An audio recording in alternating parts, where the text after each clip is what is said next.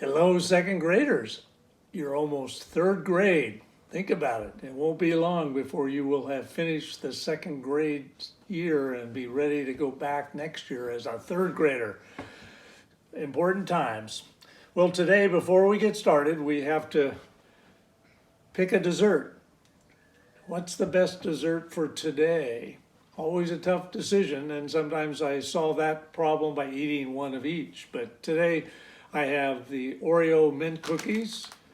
I have the, what's called a chewy dip, peanut butter is my favorite. A apple tart with caramel. This is a frozen dessert that you can microwave or just eat it. You can actually eat it frozen or let it just warm up to room temperature. And the infamous banana. I eat bananas usually every day, if not multiple bananas. So banana is one of my favorite fruits. Sometimes it can substitute as a dessert if there's nothing else, if I've depleted my supply. But I have a few choices today. So I'm not sure what I'm going to do, but I think I'm going to have a cookie. And that's really Mrs. Lawrence's apple tart. So I may have to talk to her about sharing her apple tart. So that would be good. The other thing you see on the table is a little owl. It's the theme of our story today, which comes from an old book called Shirley Temple's Storybook. Now, if you don't know Shirley Temple, she made a lot of movies as a child star in the 30s and 40s, a long time before even your parents and maybe your grandparents were born.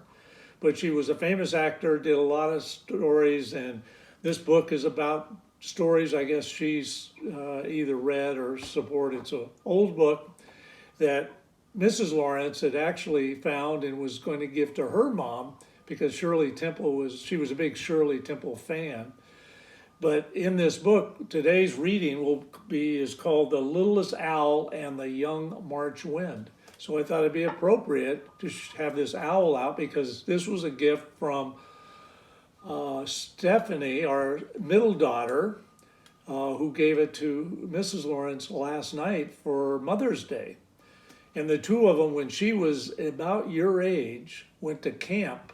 And at camp, everybody got a nickname, and they were named after different animals. And Mrs. Lawrence was named Owl.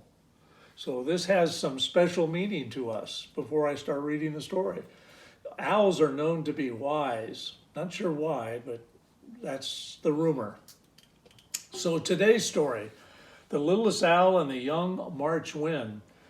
The young March wind whipped its way through the woods, whooping with delight. Woo, whistled the March wind. I'm away, I'm away. In his cozy nest in the top of a tree was the littlest owl in the woods, and he heard the March wind go by and looked out of his nest. Where are you going, wind? Where to? Called the littlest owl. Don't you know how? The wind answered as it sped. Don't know how. You might tell me, pouted the littlest owl. It must know where it's going. How can you get there if you don't know where you're going? If I'm to be a wise owl, I too ought to know where it goes. In fact, said he, coming out of his nest with a sudden flurry and flutter, I'm going to find out. So the littlest owl blinked his eyes and in the sunlight flapped down from his perch and started in pursuit of the boisterous young wind. He could see just ahead, dipping down to the ground to scoop up last winter's and autumn's leaves and sent them scurrying into 100 directions. The littlest owl chased one leaf and then another. Where did it go? Cried to the leaves, but none of the leaves would tell him.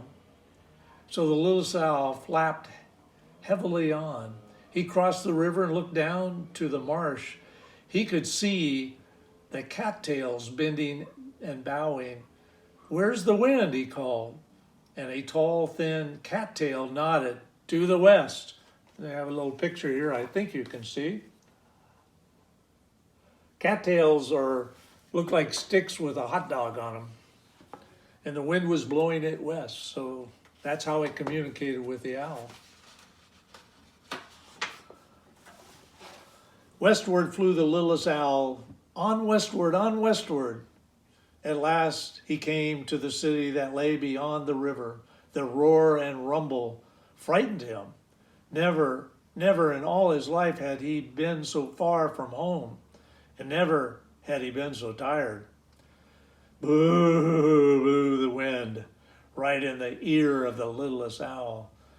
But when he turned to see it, the wind was already out of sight.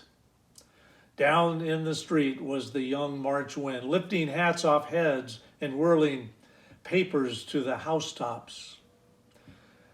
Then before the littlest owl could sail downward, here was the wind on the roof again, playing in the folds of the flag on a flagpole, winding the staff with red, white, and blue. Whoa, laughed the wind.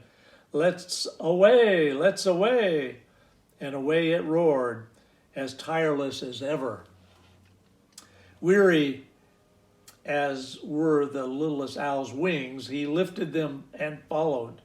Over the city zipped the wind and into the fields beyond. Panting and puffing, the littlest owl followed it on the longest journey he had ever known. Would he ever find out where the wind was going and become a wise owl? He wondered mournfully. And now the wind seemed high in the sky, so up soared the littlest owl, but all he found in the sky was a bright red kite, pulling and tugging at its string. My string's breaking, cried the kite. The wind's got me. Here I go. And with a sudden spurt, the red kite shot upwards and was gone. There's a little drawing of the kite. And there's the littlest owl.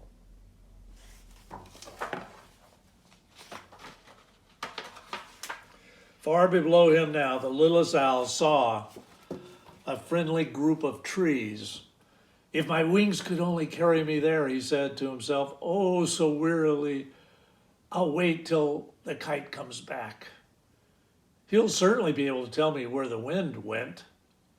Down to the trees dropped the littlest owl, and perching on a shady branch, he set his tired head to sink into his dusty breast feathers, and blinked his eyes. If only he could stay awake until the red kite came back. But the littlest owl couldn't stay awake. And what's more, the kite never did come back. Very late that day, however, the littlest owl got home safely.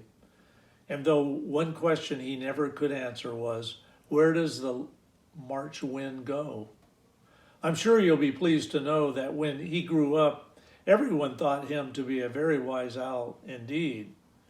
But he never got the answer to the question, where does the wind go? How do we know where it is, and what causes it to stop and start? These are very important questions I think you ought to ask your teacher, Mrs. Lecce.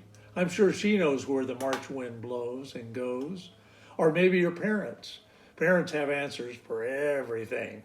Even if you don't like the answers, they've got an answer. So I would suggest you ask your parents and ask Mrs. Lecce. You can ask your grandparents, but if they're as old as me, sometimes they forget even things that they used to know. So I would suggest you ask someone that you think is wise as an owl, and maybe you'll learn where the wind blows and where it goes when it's done. So thank you for today. Look forward to the next time we can actually be together, because I've got a surprise for you that I want to share, and hopefully we can do it before the summer's over. So have a good day, and we'll see you next time. Thank you.